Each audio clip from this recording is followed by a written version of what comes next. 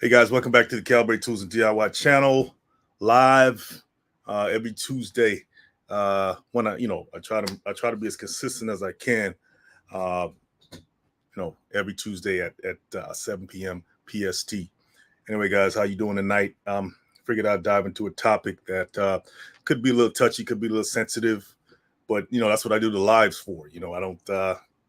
It's not all about what do they call it here.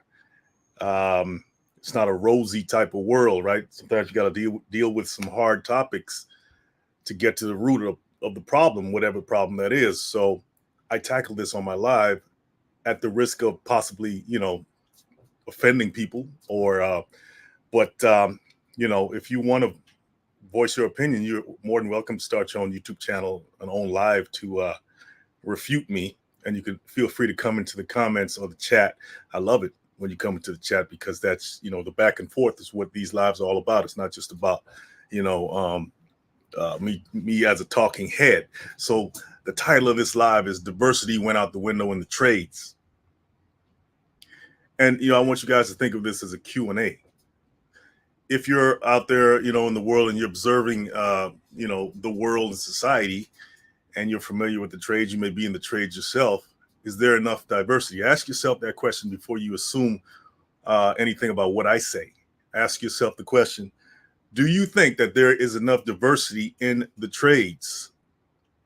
If this is supposed to be a so-called fair and equal society, which, in my opinion, that's just an ideal. That's a utopian ideal that has not been reached at all. Okay, but America, which is supposed to be, the land of the free and all that stuff, that's an ideal. That's an ideal. Okay, that's not the real state of affairs, right? And you can say that about a lot of places in the world. But since this channel is about, you know, um, tools and the trades and home improvement DIY, I tend to focus more on these things and how those dynamics uh, are manifested in my world, my space. So is diversity? Is it really there in the trades? And I would say no, it isn't. It's pretty obvious that it's not. And if you look at the history of the skilled trades in America, you'll see that it's definitely not an equal playing field, right? It's all about power dynamics, right? It's all about power dynamics, guys. Feel free to subscribe to the channel, share the content. Um, my lives are we talk about a diverse. Once again, there's that word diverse array of topics. Okay, that cover like I said, could cover some sensitive topics as well. But it's about getting to the root of things, and that's what I'm about. Okay, so I was watching this guy's channel, and he is, matter of fact, check him out. It's called the Alpha Builder. It's a new channel. He has less than 1,000 subscribers. So if you go over there and support his channel and get him over 1,000, so he can, at least reap some of the benefits of putting his time and effort into YouTube. Well, he had a video on there called what was it called? His video was I forget the title. Forgive me for that.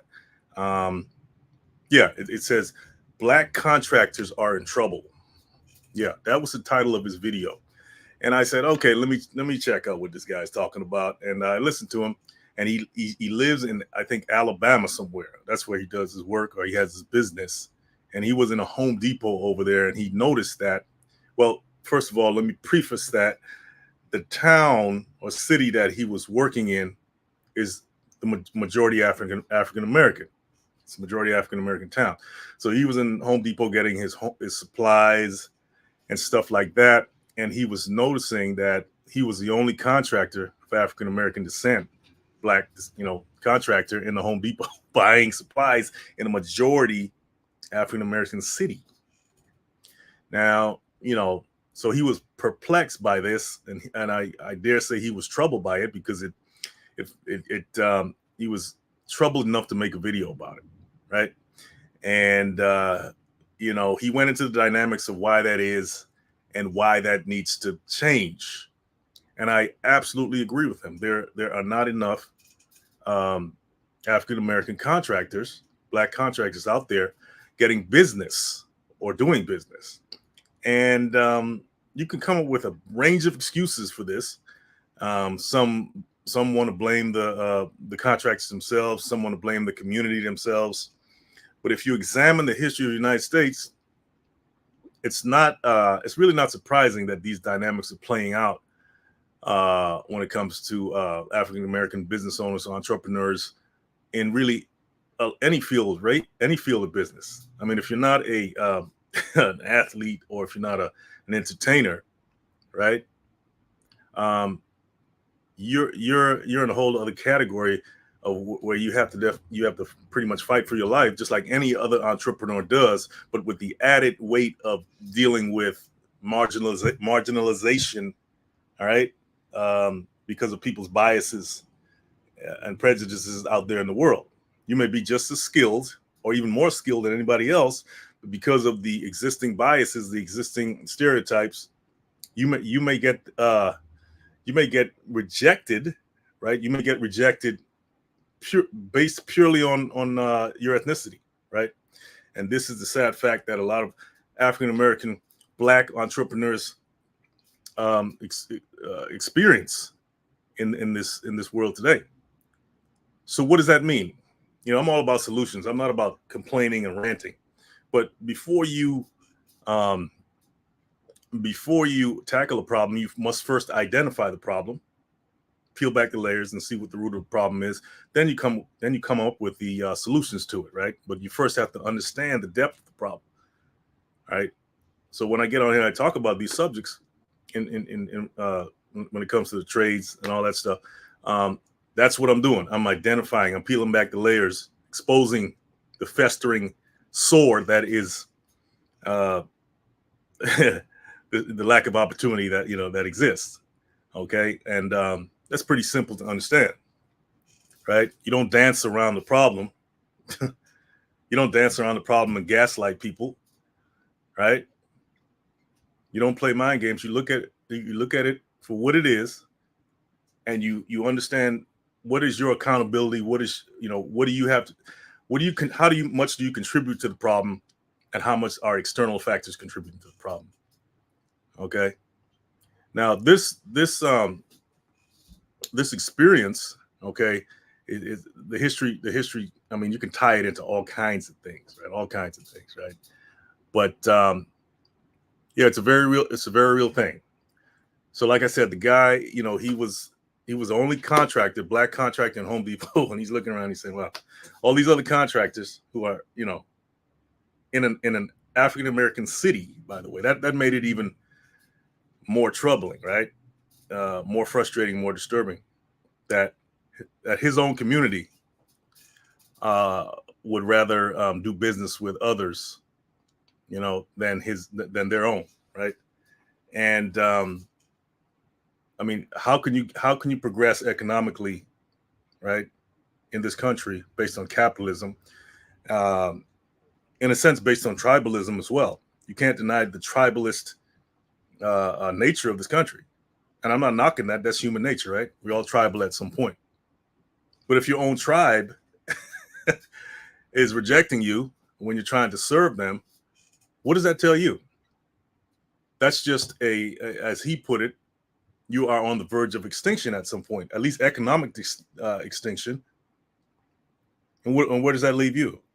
Where does that leave your community? At the behest of people that are more economically powerful than you are. Because guess what? You fed them. You didn't feed your own. And guys, don't get me wrong. This is not about, pitting one group against another. This is about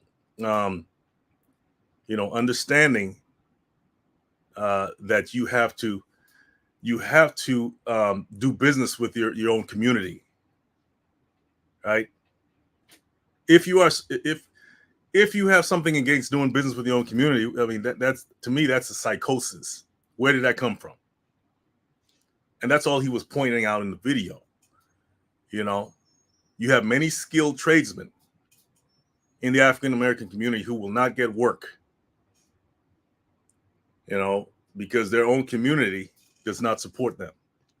And like I said, that's not just in the trades. That's in all kinds of industries out there, right? I mean, if you're not selling beauty products, you're not selling T-shirts, or you're not, I don't know, selling food, or fat. I don't know. Then all of a sudden now you know, your products and services are undesirable for some reason, and this has to stop. So yes, in a sense, I'm calling out our own community. I'm not trying to put, we already know how the external world perceives us, right? So, if you're an African American person and you see a business that needs support that business. Support that business, because you're just shooting yourself in the foot when you don't do that. Okay. I know everything pushes you towards not supporting your own. Everyone else does it. Okay. Everyone else does it. Look at all the communities. Every community out there supports their own. Why not you? This is not conducive to everything that you cry and complain about. At the end of the day, where are your dollars being spent? Where are your dollars being spent? You see a contractor out there, a young Black African American contractor out there trying to build his business. Support that guy. Support that guy. You're not just supporting him, you're supporting yourself. You're supporting your own community. And this is what needs to be said, whether you like it or not. Okay. I hear the complaints all the time. Oh, they don't show up on time. Oh, this, that, and the other. Oh, that one's cheaper, this and that. I get it. I get it. I've heard it from business owners all over the place for a long time. And yes, unfortunately, we do have to take accountability for certain habits that are detrimental to the economic growth of our communities. And that starts at home. That starts with the kids. That starts with the principles that we teach them. Okay. And prepare your life notes. How you doing? It must be an intentional choice. Yes, has to be intentional. If there's a Black store maybe 5 miles away, and there's another store from the same community, maybe a little closer, maybe you need to drive 5 miles and go past that other store and buy the products and services from that other store, because you're supporting your own community. Maybe you need to think about that. Every other community practice is what I'm talking about. This is not, this is not some divisive speech that I'm spewing here. This is real talk here. This needs to be said. And if that guy can get on video and talk about these things, I know I can. Yeah. So guys, feel free to come in the comments. I see a couple of people watching me. I know one of them is very good life notes. Come in the comments and give me your views. Give me your take on this. When you drive by a construction site, who do you see? When you drive by a construction site, most of the time, who do you see? Hardly any African Americans on that construction site. There's a reason for that, guys. I'm going to see if I can pull something up here and read this.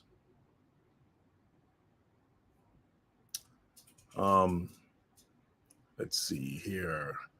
Where are we?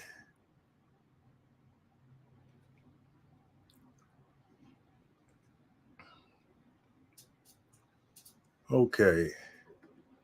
I wanted to read something to kind of shine some light on what I'm talking about here. Why are there so few Black African American men working on construction sites? Even in Black neighborhoods, I see almost exclusively white and Hispanic workers. Have you ever worked with Black men on construction sites? This is a question that was posed on this site called Quora.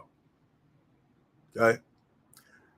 One guy answered, yes. Here in the Western USA, Black contractors / crews used to own certain building trade specialties. The one that most impressed me was the sheetrock guys that worked, that wore stilts and put up ceilings. That was pretty amazing to see the strength and skill balance required to do that job well. However, as regulation over hiring foreigners was relaxed, and the cost and bother of obtaining a contractor's license increased, the black contractors were pushed out of the business in favor of bigger contractors who hired on the basis of who would ask for the lowest wages and benefits. Okay. And we know who they were probably talking about, people that, you know, come from other countries and stuff. Okay. The guy went on to say, says, the reason that whites still have jobs on construction sites are, number one, they may hold a particular skill or license, or that the rest of the crews, they may hold a particular skill or license that the rest of the crews work under. So in other words, they had these licenses, they had authority, and so they held higher positions based on those licenses that the other laborers didn't have. Okay. That's why they still had the jobs, you know, the supervisors, the superintendents, and all that. Number two, there's a need for some people on the work site that can effectively communicate in English, both reading and writing, and can speak enough Spanish to be applicable to the work situation. Obviously, there are black folks that could do this, but in his experience, this person, I haven't met as many that were bilingual, specific to Spanish for the building trades. And he goes on to rant off about something else. But I haven't come across a lot of white folks that speak a lot of Spanish on these sites either. So I don't know where he got that from. So, yeah, there are other dynamics at work here. Yeah.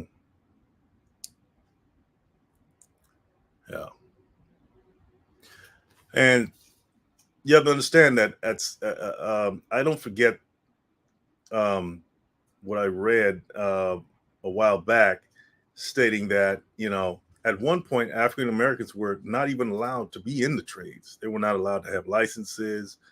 They weren't allowed to have a lot of things. And these, you know, even though that's been done away with now, you still have the unspoken, I think, the unspoken or unwritten laws that govern these industries that still bar African Americans, you know. And yes, it has to do with economics, lower wages and stuff like that govern, you know, the economic laws of, you know, cheap labor that maybe push them out as well. But there are these unspoken rules. So my point in saying this is that it's not up to the outside world. That the outside world, it won't change. But what needs to change is how you do business within your own community. And like I said, every other group does this. It's called group economics. There's a guy called Claude Anderson. Okay, read some of his works. He explains this in depth about group economics, how America was founded based on this, based on exclusionary tactics, and it's still like that today. And so don't think just because you have a license or you got a degree or something like that, that everything's okay. No, you got the knowledge from these educational institutions or institutions of higher education. Now what you have to do with that is bring it back to your own community to build your own community up. Not to think that some other community or some other corporate structure is going to save you. No, the world is still governed by these things. Okay, so when you see these things reflected in the trades, it's you know, lack of diversity or whatever you want to call this. Don't be surprised. What that should push you to do is do business with your own community. You see. And so yeah, it could be pretty frustrating. I get the guy's frustration, man. When I watched his content on this topic, and so I felt the need to kind of chime in myself. And those who have ears to hear, let them hear. Right? You have a responsibility. You have a responsibility to look out for your own communities, guys. And one of the biggest responsibilities that in that respect is to spend dollars in your own community, spend dollars with your own folks to help them up. So, you circulate the dollar within your own communities, guys. Okay. Anyway, that's all I got to say tonight. And Perry Girl Love Nuts, thanks for coming on in and hearing me out, and all those who are listening in the replay as well.